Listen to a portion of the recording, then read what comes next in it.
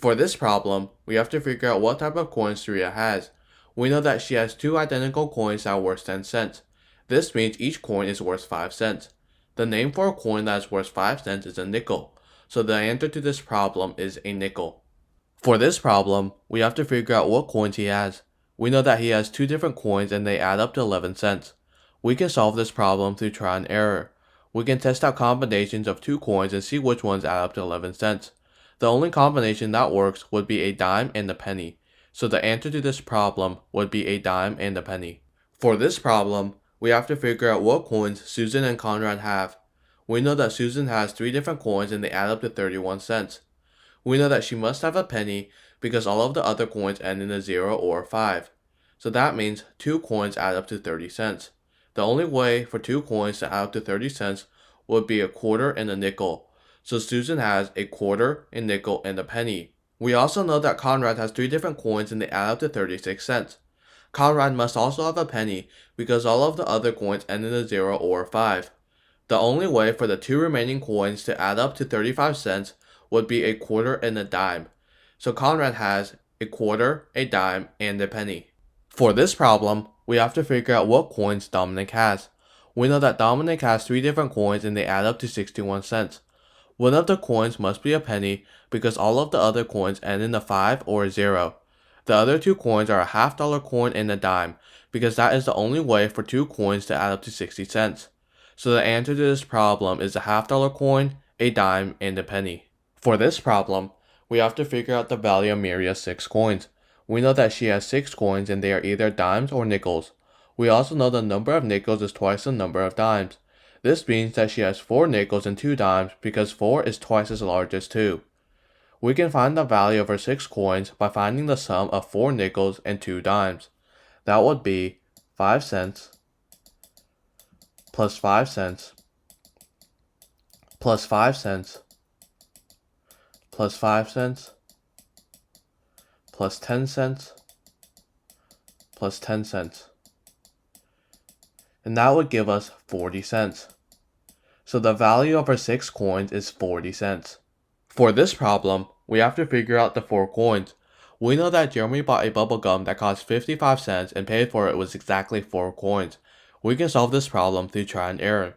We can test out different combinations of 4 coins and see which ones add up to 55 cents. The only combination that works would be 3 dimes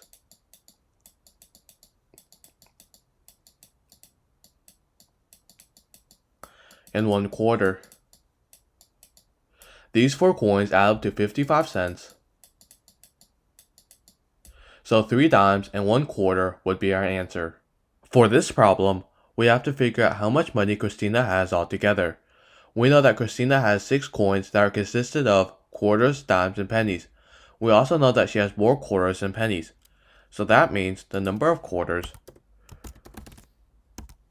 is greater than the number of pennies.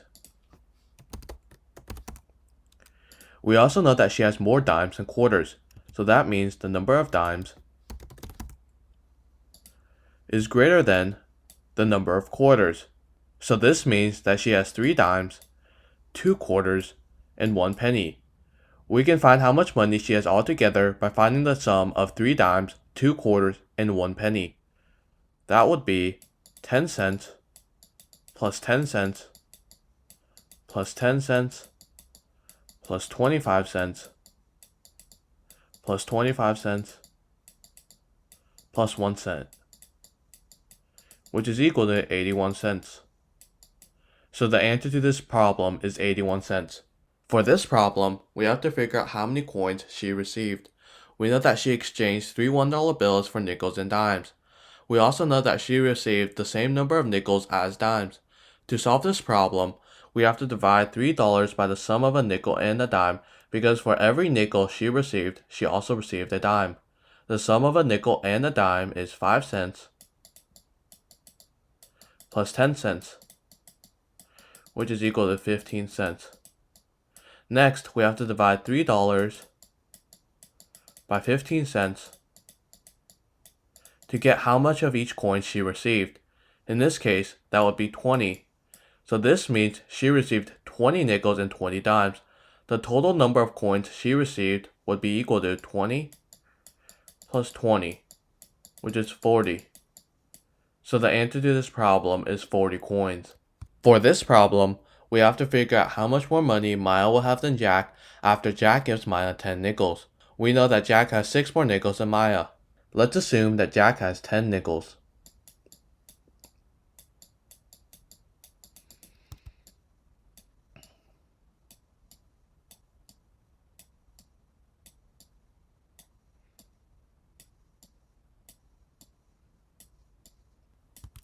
Since Jack has 6 more nickels than Maya, Maya has 4 nickels.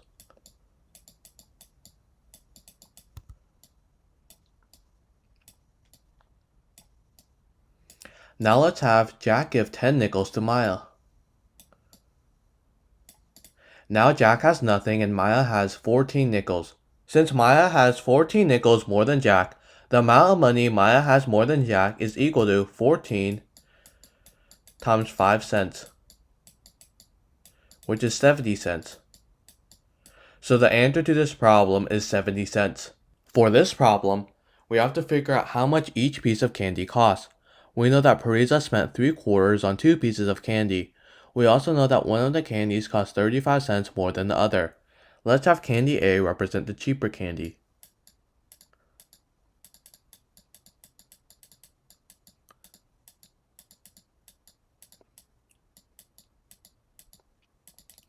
That means candy B would be equal to candy A plus 35 cents because the more expensive candy costs 35 cents more than the other. Now let's find how much the 2 pieces of candy cost together. We know that Parisa spent 3/4, so that means the cost of the 2 candies would be 3 times 25 cents, which is equal to 75 cents. Since candy A plus candy B is equal to 75 cents, we can write the equation candy A plus candy B, which is equal to candy A plus 35 cents,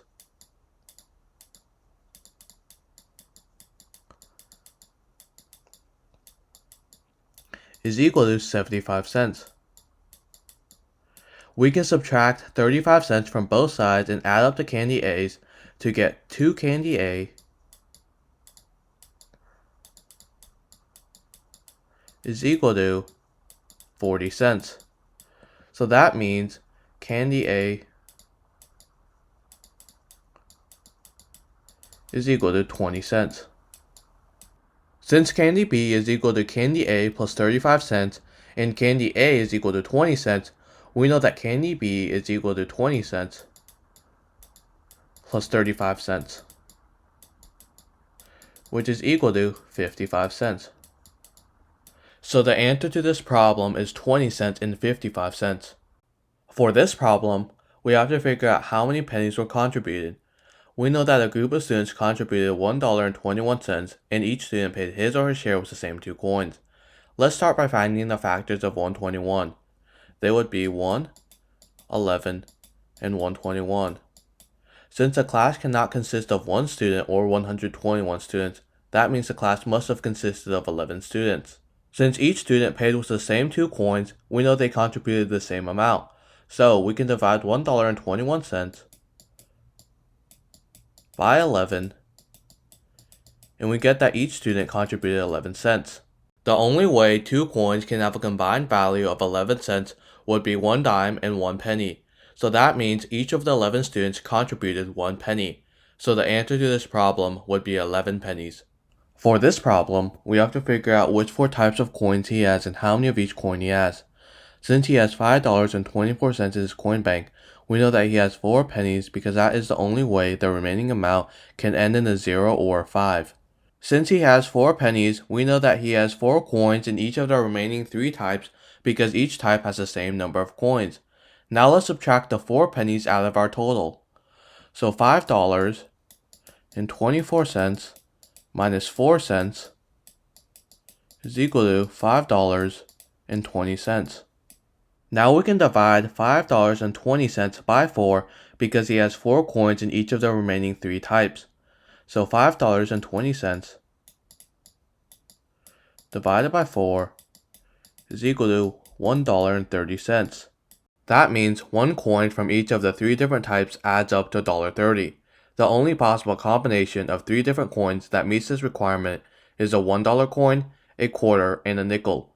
So, the answer to this problem is 4 $1 coins, 4 quarters, 4 nickels, and 4 pennies. For this problem, we have to figure out the fewest possible number of pennies in the largest pile of any of the possible combinations. We can do this by listing out all of the combinations. They would be 1, 2, and 10, 1, 3, and 9, 1, 4, and 8, 1, 5, and 7, 2, 3, and 8, 2, 4, and 7, 2, 5, and 6, 3, 4, and 6.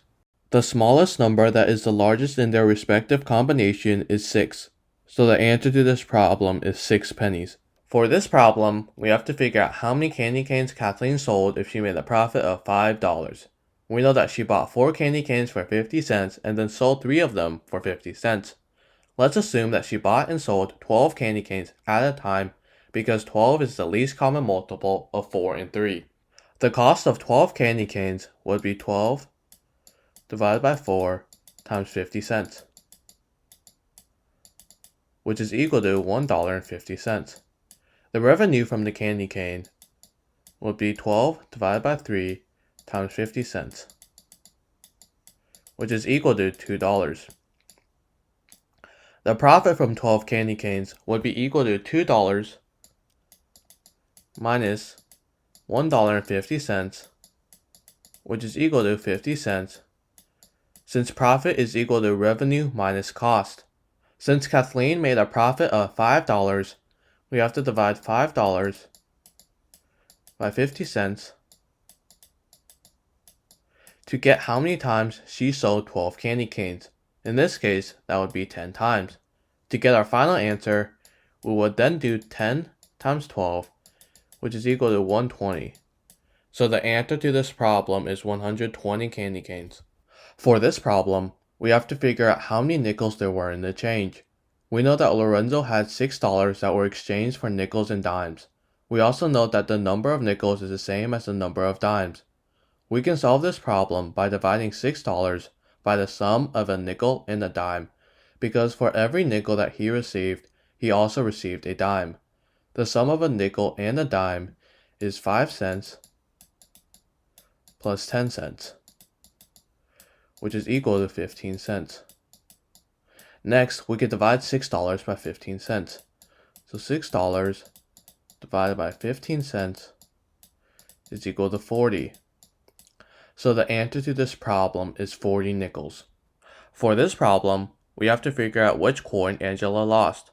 We know that Angela had a nickel, a dime, a quarter, a half dollar, and a silver dollar. We also know that after she lost one of the coins, she had exactly 7 times as much money as her little sister. We can solve this problem by finding the sum of her coins and then subtracting one coin from that sum. If that remaining sum is divisible by 7, that would be our answer. Let's start by finding the sum of her coins. 1 nickel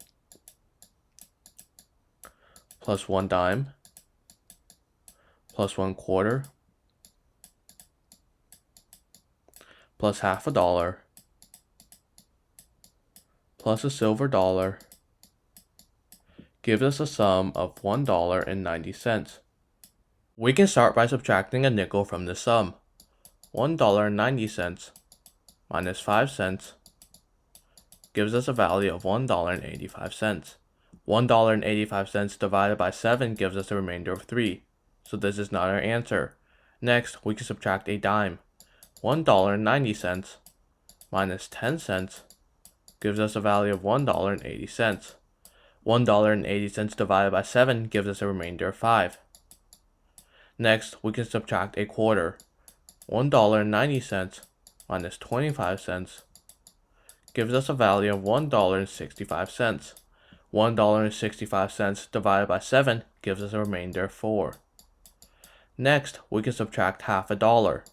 $1.90 minus 50 cents gives us a value of $1.40. If we divide $1.40 by 7, we get a remainder of 0. So the answer to this problem is Angela lost the half-dollar coin. For this problem, we have to figure out how many quarters they have. We know that they have $1.85 in quarters and dimes. First, let's find the maximum amount of quarters one person can have. We can do this by dividing $1.85 by 25 cents. And that would give us 7 with a remainder of 10. So that means one person could have at most 7 quarters. Since $1.85 ends in a 5, that means the number of quarters has to be odd. This is because the sum of dimes always ends in 0 and the sum of quarters can end with a 5 or a 0. And the only way for sum of quarters to end in a 5 is if there is an odd number of quarters. So that means the number of quarters this group could have would be 7 plus 5 plus 3 plus 1. And adding this all up gives us 16. So the answer to this problem is 16 quarters. For this problem, we have to figure out how many different values can be made with 4 pennies, 2 nickels, 1 dime, and 1 quarter. Let's start by only using pennies. 1 through 4 pennies would give us a value between 1 and 4. If we add a nickel, we can do 1 nickel plus 0 through 4 pennies, and that would give us a range of 5 through 9.